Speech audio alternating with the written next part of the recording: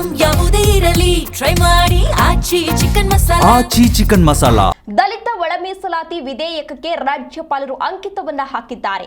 ಕೆಲ ಗೊಂದಲಗಳ ಮಧ್ಯೆ ಸಹಿ ಹಾಕಿದ್ದಾರೆ ರಾಜ್ಯಪಾಲರು.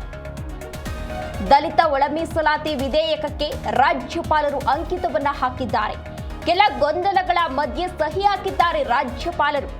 ಕಾನೂನು ಪರಾಮರ್ಶೆಯ ಬಳಿಕ ವಿಧೇಯಕಕ್ಕೆ ಸಮ್ಮತಿಯನ್ನ ನೀಡಿದ್ದಾರೆ ಎಂದು ದಲಿತ ಸಚಿವರಿಂದ ರಾಜ್ಯಪಾಲ ಗೆಹ್ಲೋಟ್ ರವರನ್ನ ಭೇಟಿ ಮಾಡಲಾಗಿತ್ತು. ರಾಜ್ಯಪಾಲರಿಗೆ ಸಂಪೂರ್ಣ ವಿವರಣೆಯನ್ನ ಕೂಡ ನೀಡಿದ್ರು ಸಚಿವರು. ಗೊಂದಲಗಳ ಬಗ್ಗೆ ವಿವರಣೆಯನ್ನ ನೀಡಿದ ಬಳಿಕ ವಿಧೇಯಕಕ್ಕೆ ಸಹಿಯನ್ನ ಹಾಕಿದ್ದಾರೆ.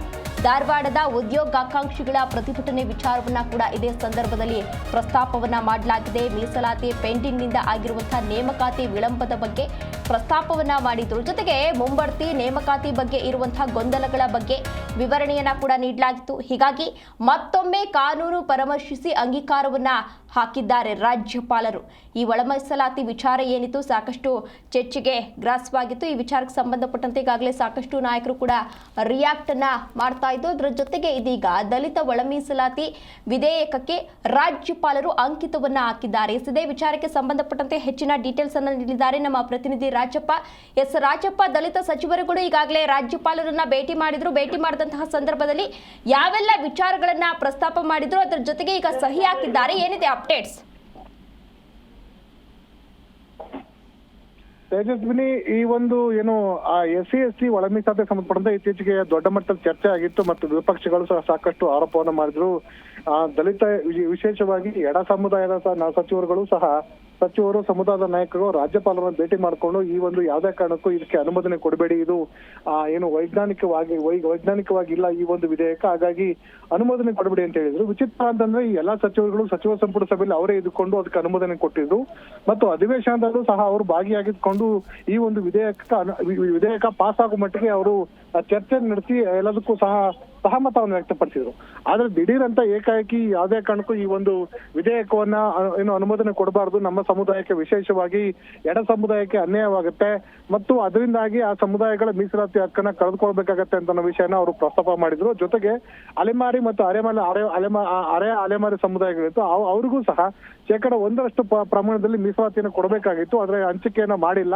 ಹಾಗಾಗಿ ಯಾವುದೇ ಕಾರಣಕ್ಕೂ ಈ ಒಂದು ವಿಧೇಯಕವನ್ನು ಅನುಮೋದನೆ ಮಾಡಿದ್ರೆ ಸಮಸ್ಯೆ ಆಗುತ್ತೆ ಅಂತ ಹೇಳಿದ್ರು. ಇದೇ ಒಂದು ಕಾರಣಕ್ಕೋಸ್ಕರ ವಿಚಿತ್ರ ಅಂದ್ರೆ ಈ ಒಂದು ವಿಧೇಯಕ ಅನುಮೋದನೆ ಆಗದ ಕಾರಣಕ್ಕೋಸ್ಕರ ರಾಜ್ಯದಲ್ಲಿ ನೇಮಕಾತಿ ಪ್ರಕ್ರಿಯೆಗೆ ತಡೆ ಉಂಟಾಗಿತ್ತು. ಹಾಗಾಗಿ ಈಗ ಅಂತಿಮವಾಗಿ ರಾಜ್ಯಪಾಲರು ಅನುಮೋದನೆ ಕೊಡುವ ಮೂಲಕ ಈ ಒಳ ಮೀಸಲಾತಿಗೆ ಒಂದು ರೀತಿ ತಾತ್ಕಾಲಿಕವಾಗಿ ಅನುಮೋದನೆ ಜಯ ಸಿಕ್ಕಂತಾಗಿದೆ. ಆದ್ರೆ ವಿಚಿತ್ರ ಅಂತಂದ್ರೆ ಇದು ಸುಮಾರು ಎಸ್ಸಿ ಸಮುದಾಯಗಳಿಗೆ 17% ಮತ್ತು ST ಸಮುದಾಯಕ್ಕೆ 5% ಇತ್ತು. ಒಟ್ಟು 24% ಮೀಸಲಾತಿ ಇತ್ತು.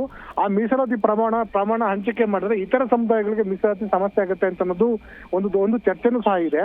ಹೀಗಾಗಿ ರಾಜ್ಯಪಾಲರು ಕೊಟ್ಟಂತ ಅನುಮೋದನೆಯಿಂದಾಗಿ ಆಗುವಂತ ಸಮಸ್ಯೆಗಳ ಬಗ್ಗೆ ಮುಂದಿನ ತಿಂಗಳಲ್ಲಿ ಸಚಿವ ಸಂಪುಟ ಸಭೆಯಲ್ಲಿ ಚರ್ಚಿಸಿ ಮುಂದಿನ ತೀರ್ಮಾನ ಕೈಗೊಳ್ಳುವಂತ ಸಾಧ್ಯತೆ.